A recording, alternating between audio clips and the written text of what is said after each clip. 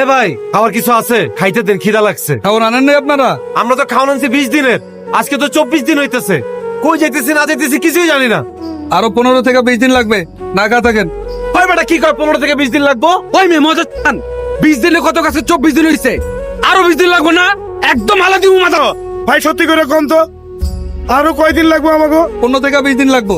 তোর 15-20 দিনে গুষ্টি গেলেই আমরা যাবো না এত কষ্ট করে আমেরিকায়। ওই হালার পুত কই যাস তুই? এই মাদার, এই আর একটা কথা কবি, সবটিকে কিন্তু গুলি করে সাগরে ফেলা দেবো কিন্তু। আমগো কাজ তোকে দ্বীপে পৌঁছায় দেয়া। 15 দিন লাগুক আর 20 দিন লাগুক, এরপর তোরা আমেরিকা যাবি না মারা খাবি, এটা তোকে ব্যাপার।